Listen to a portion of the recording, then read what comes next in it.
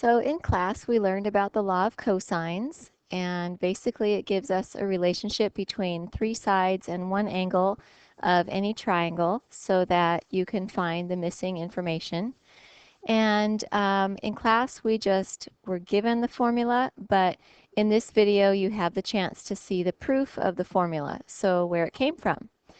And all of the mathematical steps in this proof should be familiar to you, except for one. So I'm going to give you one extra bit of background information to start with.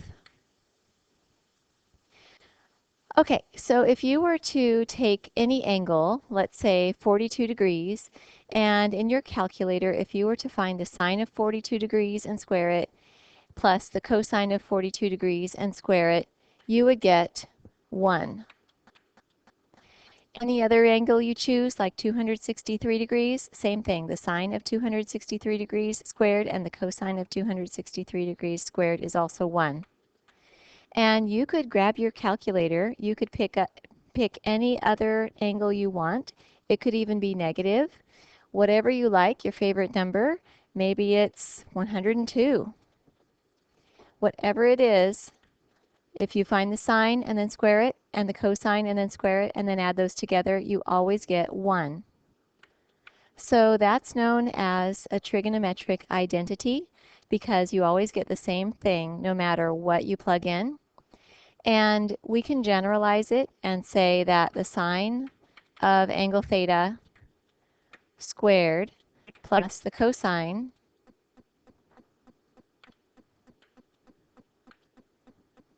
of angle theta squared is always 1.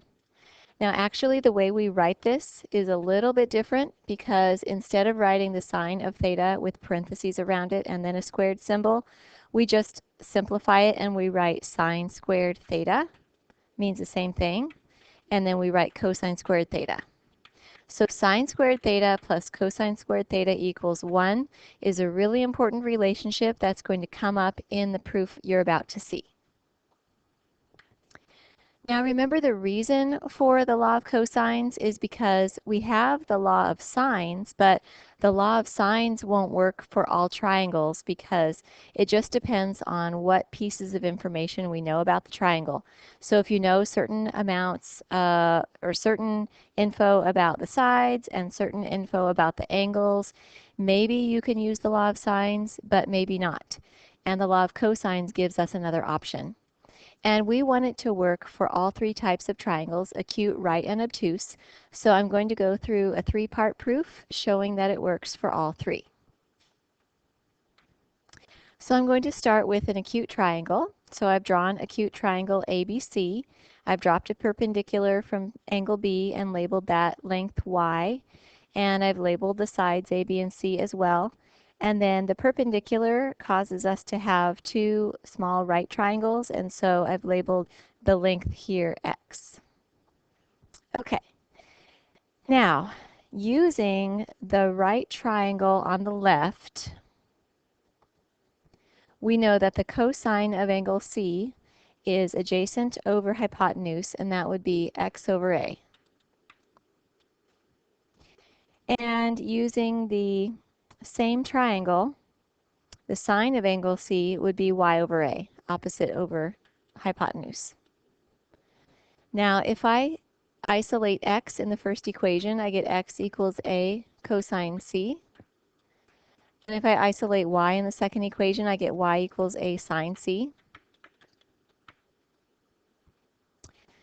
And now I'm going to use the other side of the triangle, so the one on the right here.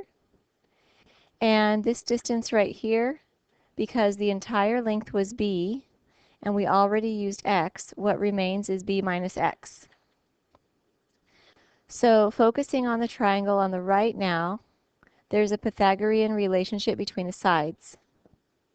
C squared, the hypotenuse squared, equals y squared, one leg squared, plus b minus x squared, the other leg squared. Now what I'm going to do is work on that equation and make some changes to it. So first of all, we could replace the y with a sine of c from above.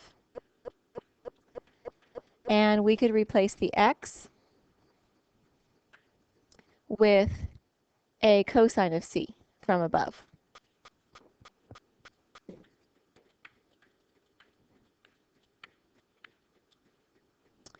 And then we can get rid of the parentheses because a times sine of c quantity squared is the same as a squared times sine squared c. And then we're going to need to multiply this whole thing by itself, so we're going to need to FOIL. And when we FOIL b minus a cosine c times b minus a cosine c, we end up with b squared minus 2ab cosine c plus a squared cosine squared c. Okay. Now, if I rearrange terms a little bit, we have c squared equals a squared sine squared c plus a squared cosine squared c plus b squared minus 2ab cosine c. And notice that the first two terms both contain a squared, so if we factor a squared out of those, we have c squared equals a squared times sine squared c plus cosine squared c plus b squared minus 2ab cosine c. And remember from the background information that sine squared theta plus cosine squared theta equals 1, no matter what the angle is. So that's true here as well. Sine squared c plus cosine squared c equals 1. So I have a times 1. So that gives me just c squared equals a squared plus b squared minus 2ab cosine c. So this is the relationship between all three sides of a triangle, an acute triangle, and one of the angles, angle C.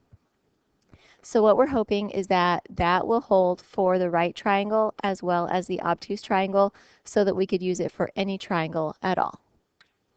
So let's take a look at the right triangle case. And it's much simpler. So based on the Pythagorean theorem, we know that c squared equals a squared plus b squared.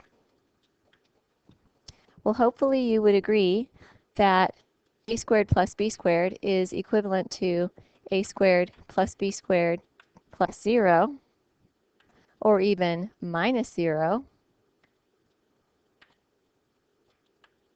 Doesn't feel like I've done very much, but remember that there are special forms of 0, and an example of that would be, you know angle C down here?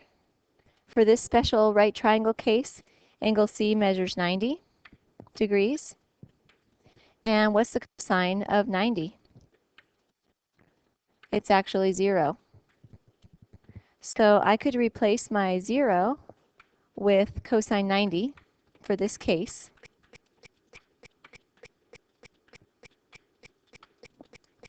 And you know, if you multiply 0 by something else, it's still 0. So I could replace it with, here's my 0, cosine 90. I could call it minus 2 times a times b times cosine 90. It's still 0. And 90 was angle C. So if I put a c in there where the 90 is, we have c squared equals a squared plus b squared minus 2ab cosine c. Same formula. That takes care of the right triangle case. And now we need to look at the obtuse triangle case. So we have an obtuse triangle, ABC, and this time I've put it on a coordinate system because I'm going to take advantage of the distance formula to help me with this part of the proof. And I've dropped a perpendicular from angle B across to the opposite side. So to find the cosine of angle C, I'm going to use the right triangle that's out here. And you know, to get the cosine, even though angle C is this angle here, the right triangle is the reference triangle. So using the reference triangle, we have adjacent over hypotenuse. That would be x over a. So if we solve for x, we have x equals a cosine C That should look familiar because we did that in part 1 with the acute triangle. And then same idea for the sine of C. Here's angle C, but this is its reference triangle. So for sine, we're going to do y over a. And we could isolate y. Y is a sine of C. And then to make a relationship between all three of these things, I'm going to use the distance formula. And I'm going to talk about the distance c, which goes from this point over here to this point over here. So what are the coordinates of point A? Well, it looks like the x-coordinate is b. And since point A is lying on the x-axis, its y-coordinate is 0. And what are the coordinates of point B? Well, we went x units left, and then we went y units up. So we'll just say it has coordinates x, y. And the distance formula, in case you don't remember, it's probably been a while since you've thought about it. The distance between 2 points is the square root of the difference in the x's, x sub 2 minus x sub 1 squared, plus the difference in the y's, y sub 2 minus y sub 1 squared. Now that distance formula is just based on the Pythagorean theorem.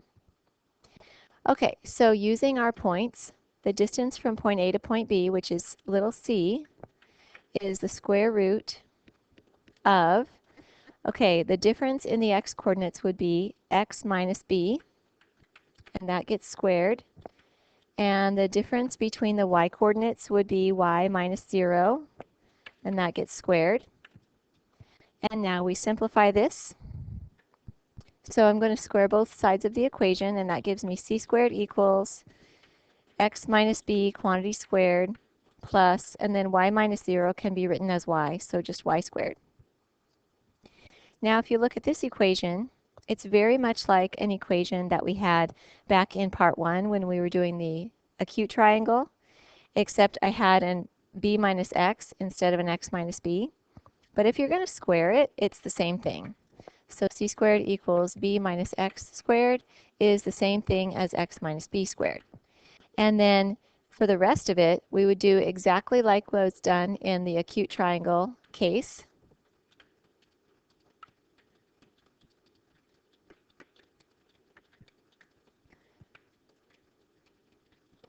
Where we replaced x with a cosine c, and we replaced y with a sine c, and you're going to end up with the exact same result.